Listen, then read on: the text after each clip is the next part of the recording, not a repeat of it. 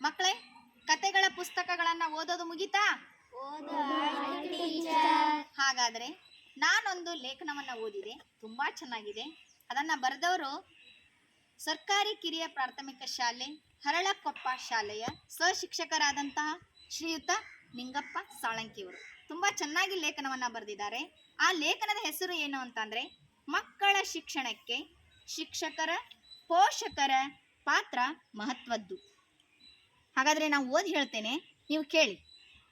ಮಕ್ಕಳ ಶಿಕ್ಷಣದಲ್ಲಿ ಪೋಷಕರು ಮತ್ತು ಶಿಕ್ಷಕರು ಒಂದೇ ನಾಣ್ಯದ ಎರಡು ಮುಖಗಳಿದ್ದಂತೆ. ಮನೆಯೇ ಮೊದಲ ಪಾಠಶಾಲೆ, ತಾಯಿಯೇ ಮೊದಲ ಗುರು ಎಂಬ ಮಾತಿನಂತೆ ಮನೆಯವರೇ ಮಗುವಿನ ಮೊದಲ ಗುರುವಾಗುತ್ತಾರೆ. ಶಾಲೆಯಲ್ಲಿ ಶಿಕ್ಷಕರು ಮಗುವಿನ ಜ್ಞಾನಾರ್ಜನೆಗೆ ಸುಗಮಕಾರರಾಗಿ ಮಾರ್ಗದರ್ಶನ ಮಾಡುತ್ತಾರೆ. ಶಿಕ್ಷಕರು ಮತ್ತು ಪಾಲಕರ ಸಮನ್ವಯತೆ ಮಗುವಿನ ಉಜ್ವಲ ಭವಿಷ್ಯಕ್ಕೆ ಪ್ರಮುಖ ಕಾರಣವಾಗುತ್ತಿದೆ. ಮಕ್ಕಳ ಶಿಕ್ಷಣವು ಕೇವಲ ಒಬ್ಬರ ಜವಾಬ್ದಾರಿಯಲ್ಲ, ಅದು ಮನೆ ಮತ್ತು ಶಾಲೆಯ ಸಮಾನ ಜವಾಬ್ದಾರಿಯಾಗಿದೆ. ಮಗುವಿನ ವ್ಯಕ್ತಿತ್ವ, ಮೌಲ್ಯಗಳು, ಶಿಸ್ತು ಹಾಗೂ ಕಲಿಕಾ ಆಸಕ್ತಿ ರೂಪುಗೊಳ್ಳುವಲ್ಲಿ ಪೋಷಕರು ಮತ್ತು ಶಿಕ್ಷಕರು ಇಬ್ಬರು ಮಾರ್ಗದರ್ಶನ ಮುಖ್ಯವಾಗಿರುತ್ತದೆ. ಮಗುವಿನ ಮೊದಲ ಗುರು ತಂದೆ ತಾಯಿ.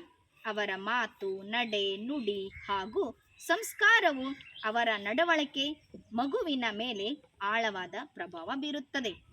ಮನೆಯಲ್ಲಿ ಕಲಿಕೆಗೆ ಪೂರಕವಾದ ವಾತಾವರಣವನ್ನು ನಿರ್ಮಿಸುವುದು ಪಾಲಕರ ಪ್ರಮುಖ ಕರ್ತವ್ಯ ಕೂಡ ಆಗಿದೆ. ಓದುವುದು, ಗೃಹಪಾಠ ಹಾಗೂ ಶಾಲಾ ಚಟುವಟಿಕೆಗಳ ಬಗ್ಗೆ ಮಕ್ಕಳ ಜೊತೆಗೆ ತಾವು ಕೂಡ ಆಸಕ್ತಿ ತೋರಬೇಕು. ಸಮಯ ಪಾಲನೆ, ಸ್ವಚ್ಛತೆ, ಶಿಸ್ತು ಮತ್ತು ಮಾನವೀಯ ಮೌಲ್ಯಗಳನ್ನು ಬೆಳೆಸಬೇಕು.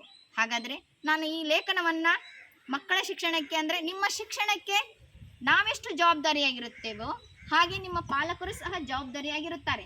ಅದಕ್ಕೆ ಶಾಲೆಯಲ್ಲಿ ಶಿಕ್ಷಕರು ನಿಮಗೆ ಉತ್ತಮ ಶಿಕ್ಷಣವನ್ನು ಹೇಳ್ಕೊಡ್ತಾರೆ.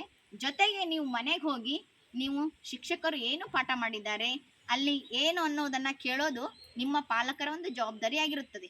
ಶಿಕ್ಷಕರ ಜವಾಬ್ದಾರಿ ಎಷ್ಟೋ ಹಾಗೆ ನಿಮ್ಮ ಪಾಲಕರ, ನಿಮ್ಮ ತಾಯಿ ತಂದೆ ಹಿರಿಯರ ಜವಾಬ್ದಾರಿ ಅಷ್ಟೇ ಆಗಿರುತ್ತದೆ ಅಂತ ತುಂಬ ಚಂದ ಲೇಖನವನ್ನು ಬರೆದಿದ್ದಾರೆ.